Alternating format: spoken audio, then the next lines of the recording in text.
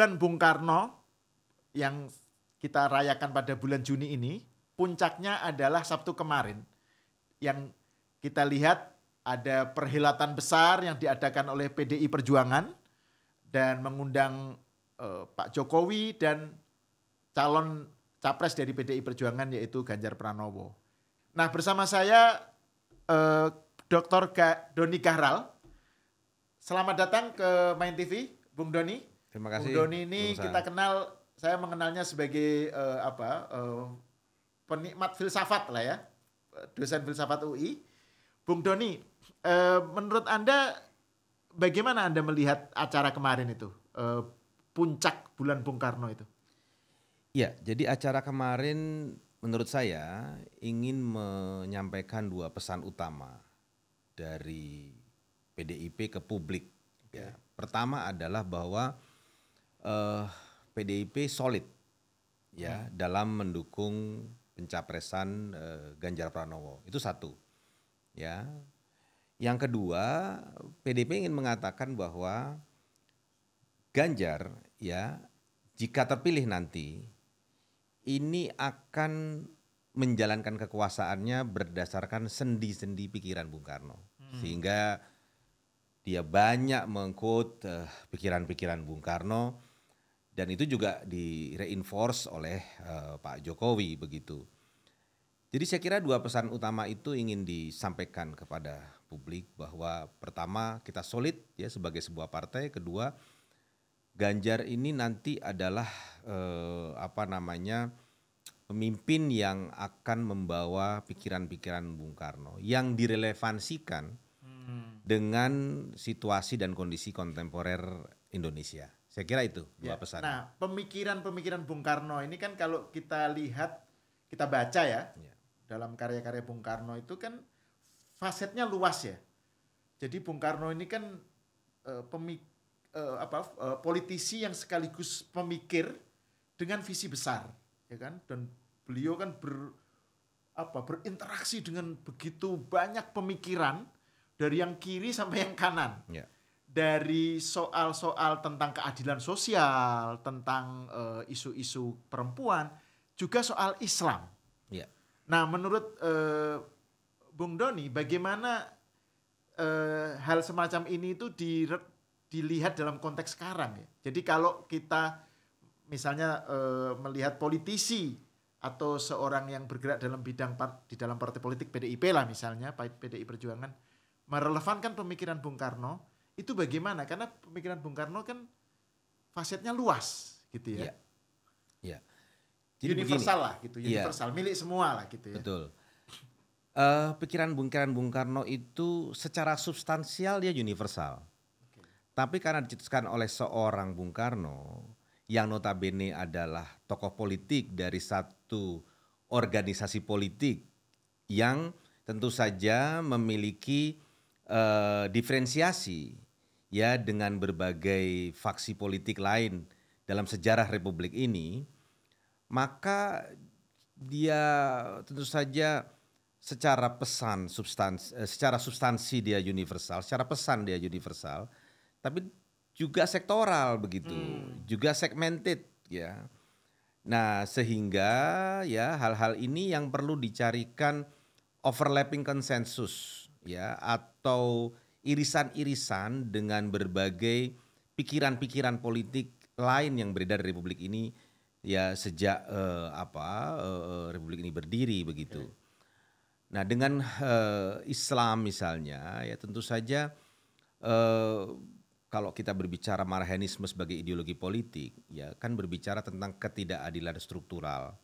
Bahwa orang miskin bukan karena dia malas bekerja, tapi karena sistem. Sistem itu bisa kolonialisme, bisa feodalisme, ya, bisa kapitalisme. Ya. Nah, ini kan juga ditemukan dalam ajaran Islam, ya, bahwa Islam lahir ya untuk merombak ketidakadilan yang sifatnya struktural itu, ya. Nah, artinya hal-hal semacam ini harus dikedepankan dibanding jargon-jargon yang menurut saya sektoral ya dan sangat terafiliasi oleh ke sosok Bung Karno ya yang notabene ya PNI dan kemudian PDIP. Nah, jadi menguniversalkan itu penting ya, karena kan perhelatan kemarin kan ditujukan untuk menyampaikan kepada seluruh rakyat Indonesia bahwa PDIP mendukung Ganjar dan Ganjar ini akan menjalankan ajaran Bung Karno. Tapi kan pesannya bukan hanya untuk pemilih PDIP, tapi untuk seluruh voters gitu. Yes. Dengan beraneka ragam preferensi politik dan pikiran politik gitu. Jadi Dan pemikiran Bung Karno pun bukan eksklusif diwakili oleh PDIP gitu ya. Exactly. Jadi saya kira ya mencari titik temu, irisan, dan mencoba untuk menguniversalkan secara idiomatis ya jargon-jargon Soekarno itu menjadi sangat penting. Kalau kita berbicara soal pencapresan. Oke. Lain halnya kalau kita hanya berbicara bagaimana Ganjar mengadres ya PDIP sebagai partai tempat dia bernaung, mengadres kader-kader PDIP. Untuk konsumsi internal PDIP. Untuk konsumsi gitu. internal. Tapi itu begitu beda, dia berbicara keluar, ya tentu saja dia berbicara ke berbagai kepala dengan berbagai macam isi kepalanya gitu ya. Yang tentu saja belum tentu reseptif ya terhadap jargon-jargon yang sifatnya sektoral dari Bung Karno. Nah, ini sektoral misalnya contohnya apa kalau yang sektoral? Ya Trisakti. Oke. Ya Marhainisme ya. itu sektoral sekali gitu ya. Meskipun pesannya bisa universal. Pesannya universal dan ditemukan juga dalam pikiran-pikiran politik lain yang beredar di Republik ini. Tapi kan kalau kita menggunakan itu mungkin di 1-2 wilayah yang memang basis PDIP itu tidak masalah. Tapi bagaimana kita membayangkan seorang Ganjar berbicara dengan jargon-jargon sektoral Soekarnois itu di Aceh, Sumatera Barat, Jawa Barat Selatan, Nusa Tenggara Barat, Sulawesi Selatan, yang tentu saja tingkat reseptornya berbeda dengan wilayah-wilayah yang memang menjadi basis PDIP. Nah, ini saya hanya meng-highlight bahwa kalau ini dilihat sebagai sebuah political campaign, maka ketika Anda berkampanye untuk semua voters, bukan hanya untuk voters yang menjadi basis politik Anda saja begitu. Nah, itu saya ingin kembali, ini menarik nih poin Bung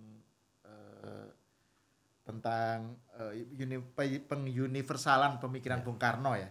Kan kalau kita lihat episode kehidupan Bung Karno ya, kan pada momen beliau diasingkan di Ende kan, itu kan Bung Karno banyak bergelut dengan pemikiran Islam kan, malah korespondensi dengan Hasan dan seterusnya. Betul. Dan juga yang tidak kalah pentingnya interaksi Bung Karno dengan pemikiran Katolik. Ya.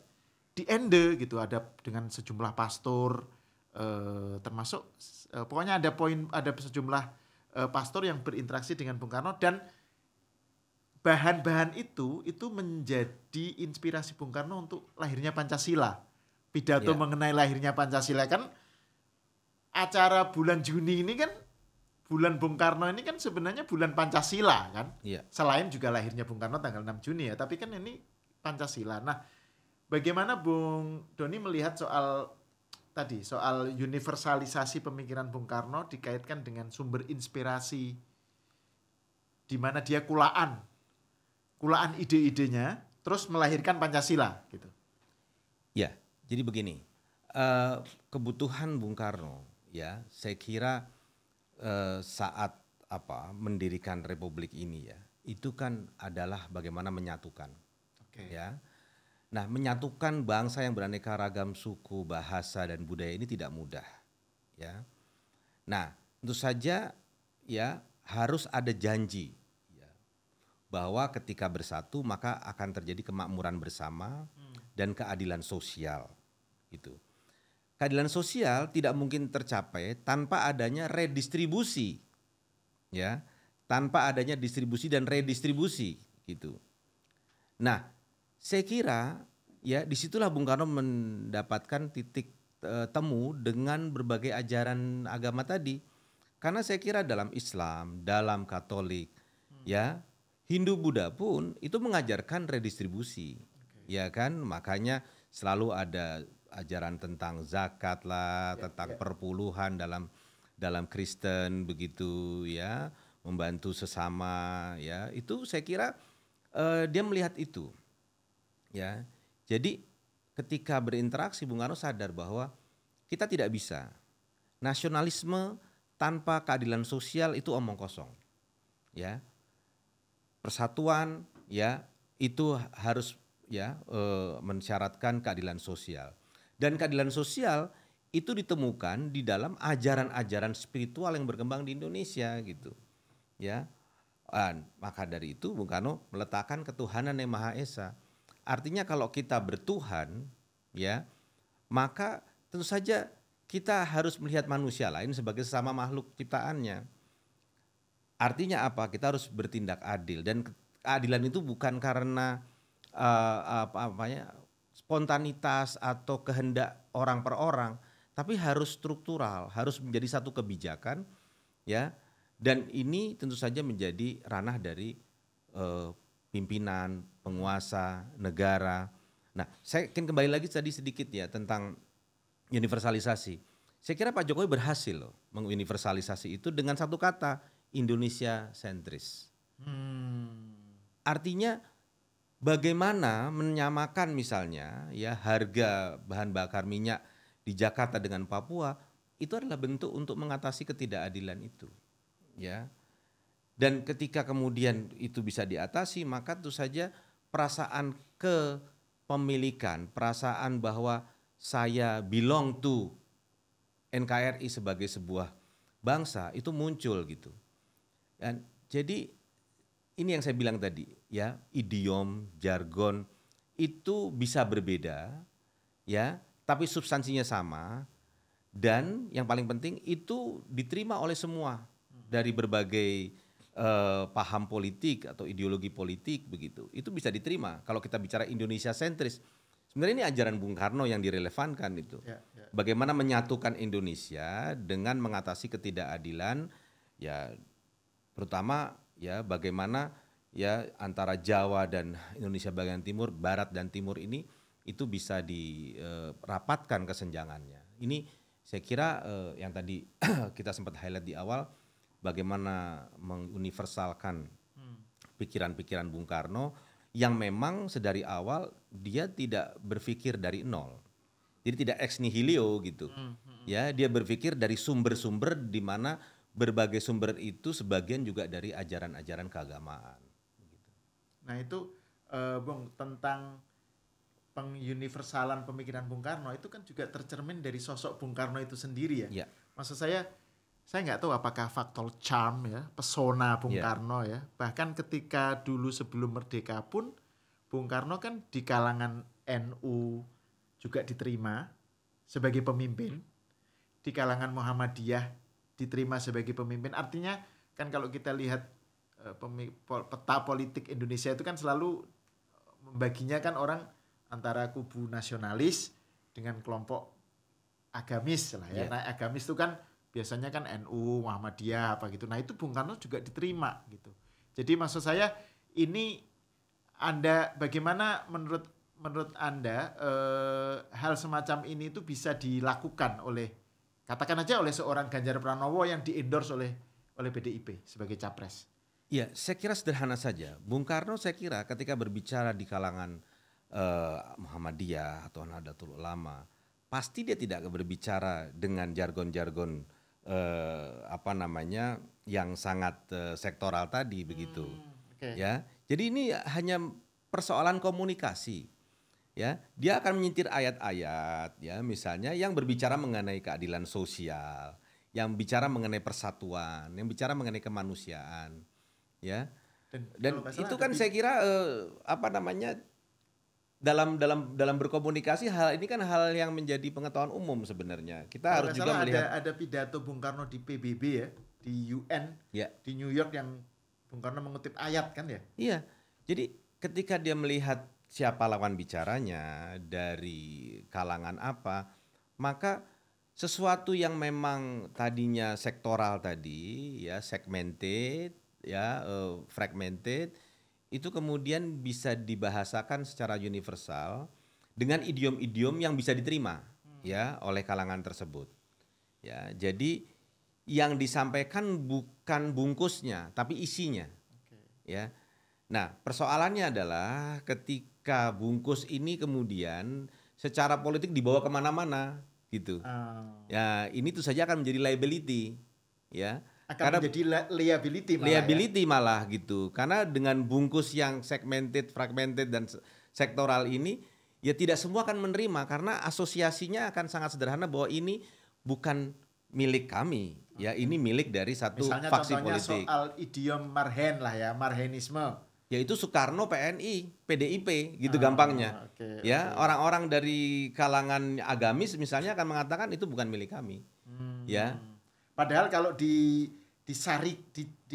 dikeluarkan sarinya, intinya justru menjadi milik semua. Betul. Ya? Jadi sampaikan substansinya, jangan bungkusnya gitu. Sampaikan isinya, jangan bungkusnya. Nah, bungkus ini kan bisa diganti dengan apa saja, ya. Nah, tapi pergantian bungkus ini juga menentukan keberterimaan, ya, satu kalangan terhadap pikiran-pikiran tersebut. Hanya masalah itu sebenarnya. Nah, tapi itu masalah serius loh itu. Masalah serius. Kalau kita bicara politik ini masalah serius gitu. Ini masalah serius karena kita bicara politik, kita bicara elektoralitas, kita bicara elektabilitas. Wah, itu serius sekali begitu. Ya bahkan sebenarnya kebalikannya juga dari tokoh-tokoh Islam ya. Kalau kita lihat misalnya Buya Hamka, Agus Salim. Itu juga kalau berbicara di forum yang sangat majemuk, dia juga menghilangkan sektoralitasnya. Itu kelihatan gitu, ya. Itu jadi vice versa gitu, Bung Sahal, ya. Dan juga tercermin misalnya di partai politik Islam. Karena kesadaran itu juga muncul kalau menggunakan jargon-jargon yang terlalu sektarian gitu ya. Maka ya yang dikorbankan adalah elektoralitas gitu, ya. Jadi vice versa dari kelompok agamis juga menyadari bahwa dia harus menguniversalkan itu. Karena pemilihnya bukan hanya dari kelompok agama yang bersangkutan gitu. Nah, ini vice versa. Jadi saya kira ketika berbicara politik maka pesan ya itu harus dikeluarkan dari bungkus ya sektariannya, ya bungkus sektoralnya sehingga bisa diterima oleh semua orang. Nah, tantangannya juga bagaimana agar itu diterima di kalangan milenial dan Gen Z. Pemikiran Bung Karno yang universal itu loh. Gimana menurut Anda ini? Ya, apalagi kalau kita bicara Gen Z ya. Gen Z itu kan memang generasi yang mengkonsumsi apa-apa yang in dan saat ini gitu. Ya, dan agak ahistoris. Itu harus diakui itu. Ya, jadi saya kira pikiran-pikiran lama dengan jargon-jargon lama itu harus direvitalisasi dan ditafsirkan ulang. Itu penting itu. Misalnya kata gotong royong itu juga sangat identik dengan Bung Karno. Ya. Saya kalau berbicara ke milenial tidak bicara gotong royong, ya. Saya berbicara tentang misalnya kerjasama, kolaborasi. Ya, saya bilang contoh gotong royong itu apa? Ya, mohon maaf ini saya menyebut nama. Saya bilang Gojek itu kalau gotong royong. Kenapa? Ada orang yang bisa membuat platform. Ada orang yang punya sepeda motor. Ada orang yang punya gerobak mie ayam. Yang punya gerobak mie ayam ini kan tidak dikenal sebelumnya.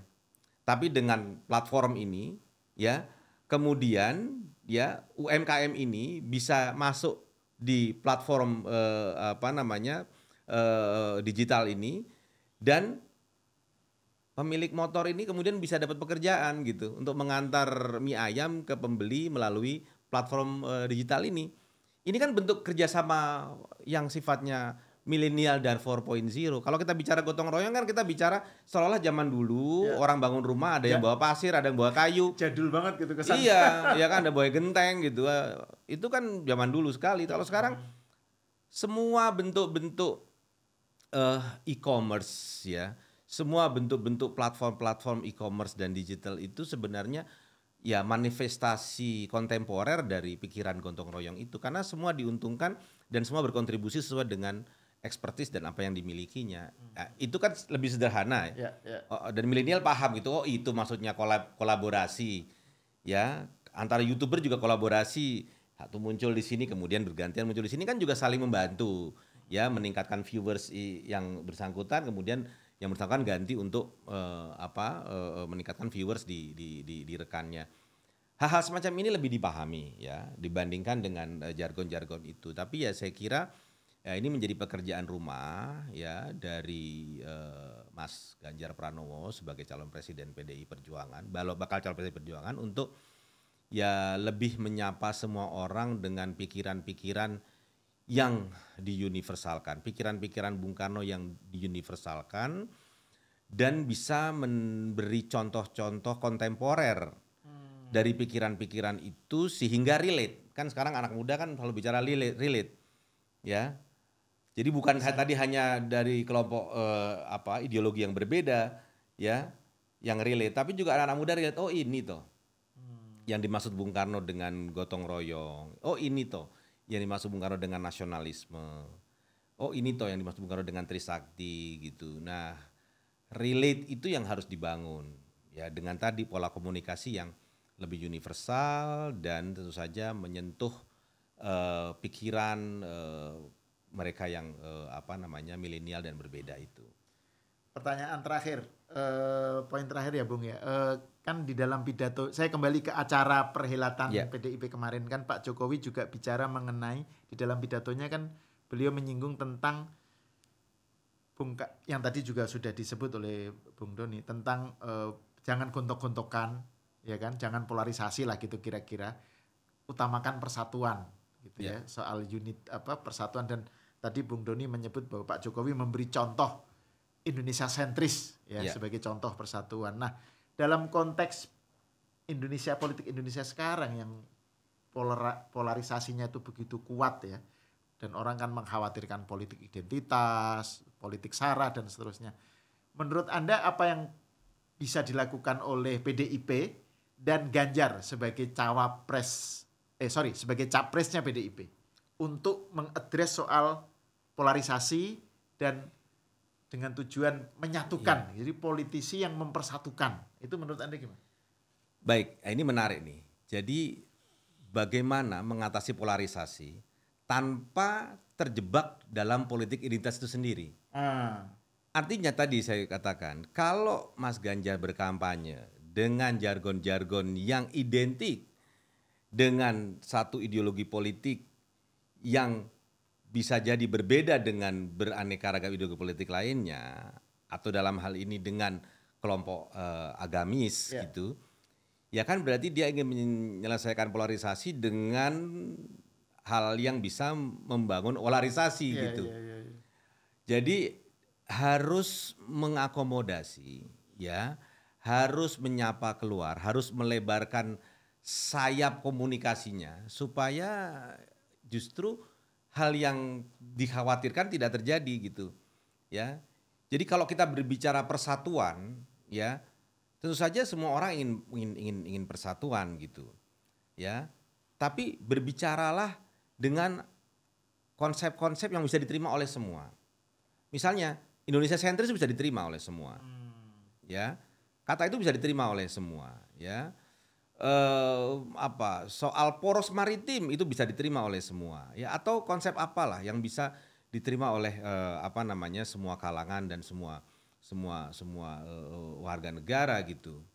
Nah, jadi saya kira jangan terjebak pada politik identitas baru ya untuk mengatasi polarisasi. Artinya kalau ingin mengatasi polarisasi, maka pakailah gagasan, konsep yang bisa diterima oleh mereka yang selama ini dipersepsi berseberangan gitu. Ya, jadi kalau berbicara sebagai Soekarnois pasti ya kelompok yang selama ini ya berbeda ya secara paham politik dengan Soekarno pasti akan mengambil jarak gitu. Ya, tapi kalau dia berbicara dengan jargon-jargon yang universal, maka kelompok-kelompok yang berseberangan itu merasa tersapa dan terwakili gitu. Jadi tetap berpatokan pada pemikiran Soekarno tapi diuniversalkan. Diuniversalkan. Gitu ya? Jadi jangan mengatasi polarisasi dengan politik identitas baru karena politik identitas itu kan bukan melulu agama. Ya kan? Nah ini yang mesti digarisbawahi. Tapi saya kira masih banyak waktu dan saya kira evaluasi masih bisa dilakukan ya terhadap pola-pola semacam itu. Oke, terima kasih Bung Doni Gahral atas diskusinya.